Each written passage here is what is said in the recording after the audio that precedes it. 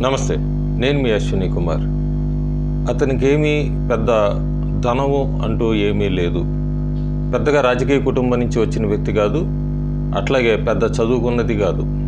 కానీ ఆవేశం ఎక్కువ, దేశభక్తి ఎక్కువ. ఎక్కడ అన్యాయం జరిగితే అక్కడ ఎదురు తిరగాలి, నిలబడాలి అనుకునే వ్యక్తి. కానీ ఎక్కడ అతనికి ఆర్థికంగా కానీ లేదా రాజకీయంగా పెద్ద సపోర్ట్ లేదు కాబట్టి చూస్తూ లోపలనే బాధపడిపోతూ ఉండేవాడు, కుమిలిపోతూ ఉండేవాడు. సమాజాన్ని మార్చాలనుకునేవాడు, మార్చడానికి తన సమయం ఎప్పుడు వస్తుందని ఎదురు చూస్తూ ఉండేవాడు.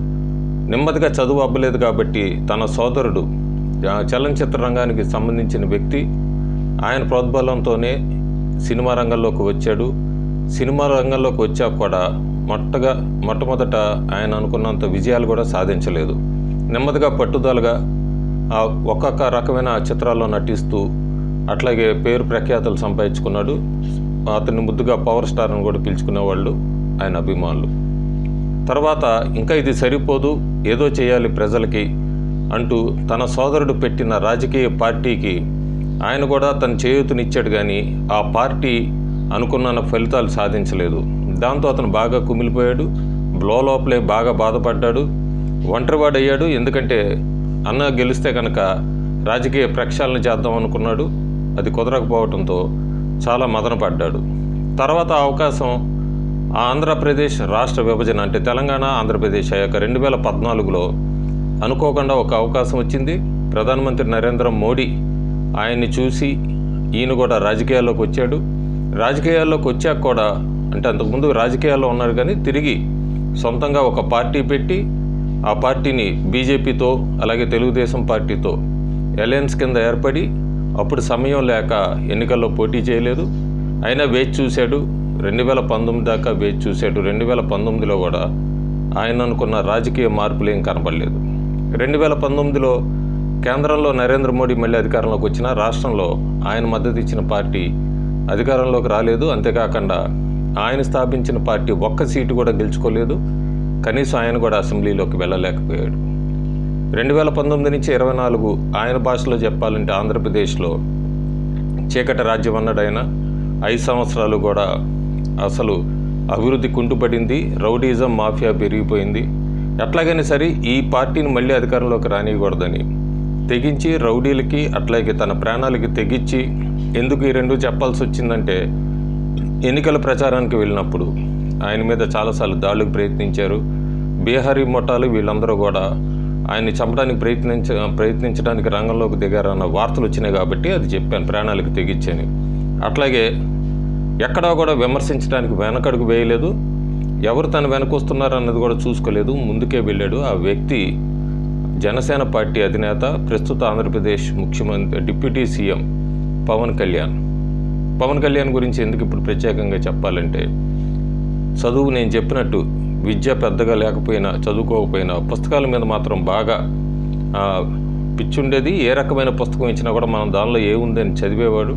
ఈ పుస్తకం ఈ వ్యామోహం కూడా ఎట్లా అంటే అది కమ్యూనిస్ట్ పార్టీయా, బీజేపీనా, లేకపోతే కాంగ్రెసా, లేదా ఏదైనా వ్యక్తి గురించి మనం ఏమైనా పుస్తకం ఇస్తే కనుక ఆ డెప్త్లోకి వెళ్ళేవాడు ఆయన. అందులో ఏముంది అనేది మాత్రం చదివేవాడు. రాజకీయాల్లో, ఆంధ్రప్రదేశ్ రాజకీయాల్లో ఆయన్ని వ్యక్తిగతంగా విమర్శించినంత లేదా ఆయన కుటుంబాన్ని విమర్శించినంత ఏ రాజకీయ నాయకుల కుటుంబాన్ని కూడా విమర్శించలేదన్నది ఆంధ్రప్రదేశ్ ప్రజలకి బాగా తెలుసు. ముఖ్యంగా 2019 నుంచి 24 మధ్యలో అయితే ఆయన కుటుంబ వ్యవహారం కానీ లేదా వ్యక్తిగత జీవితం గురించి కానీ లేదా ఆయన పార్టీ స్థాపించి 10 సంవత్సరాలైంది ఎందుకు ఇంకా మూసేయని ఈ రకంగా కూడా అంత విమర్శలు అనుభవించిన వ్యక్తి ఎవరూ లేరు రాజకీయాల్లో గత 10 సంవత్సరాలుగా. అన్నీ తట్టుకొని నిలబడి ప్రజల్లోకి వెళ్ళాడు. ప్రజల్లోకి వెళ్ళాక ఇక్కడ చాలా ముఖ్యమైన పాయింట్స్ 2-3 ఉన్నాయి. ఒకటి, ప్రతి రాజకీయ నాయకుడు ఓటు బ్యాంక్ ఆలోచిస్తాడు ఎక్కువ.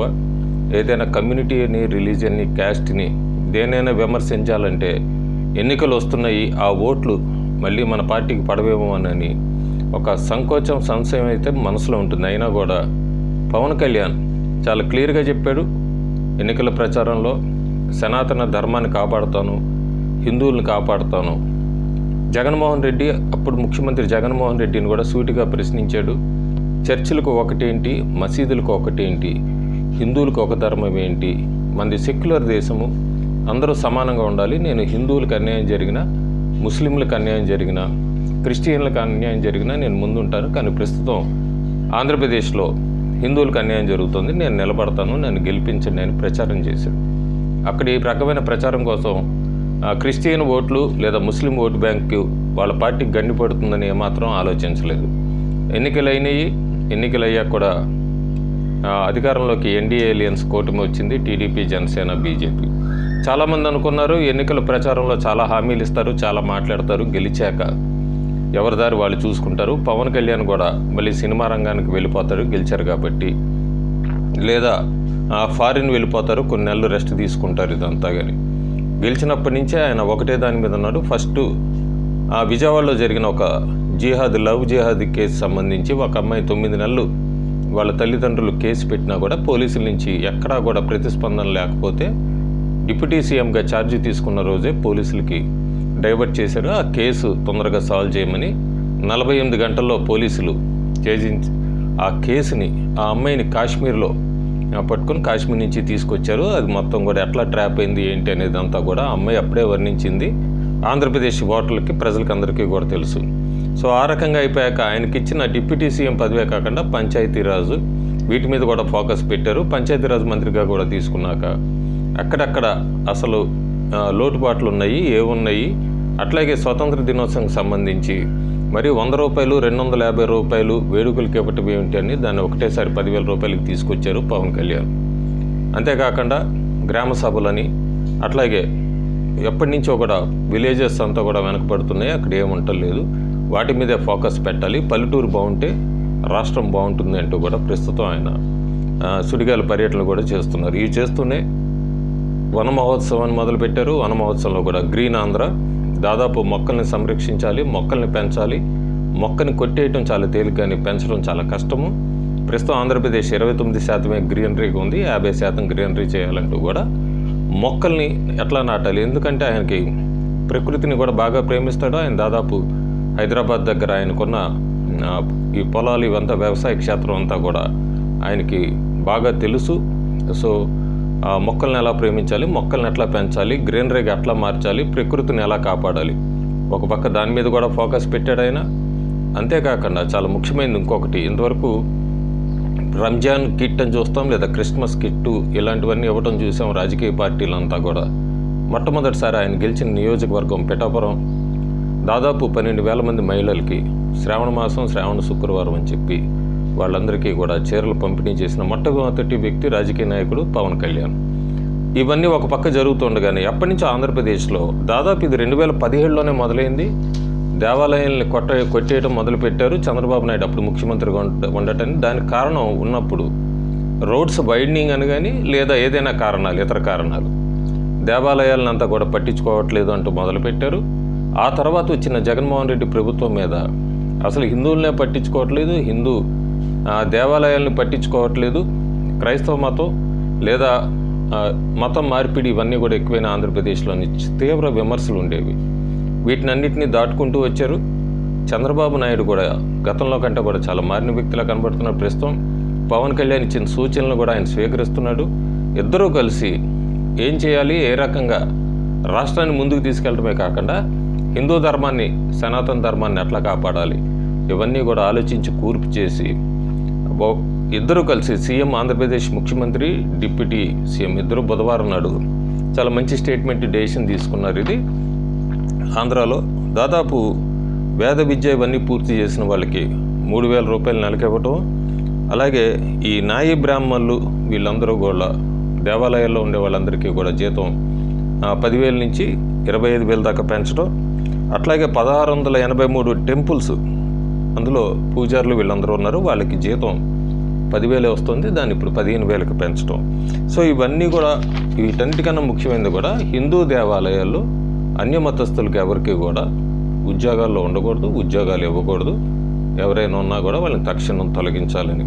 ఇది చాలా పెద్ద మార్పు చంద్రబాబులోని. ఎందుకన్నానంటే ఈ మధ్యకాలంలోనే వక్ఫ్ అమెండ్మెంట్ బిల్లు దీని మీద పెట్టినప్పుడు ఆయన క్లారిటీ ఇవ్వకపోతేనే జాయింట్ పార్లమెంటరీ కమిటీకి కూడా పంపించారు. సో కొంతమందికి అనుమానం ఉంది చంద్రబాబు నాయుడు దీనికి మద్దతు ఇస్తారా లేదా అని.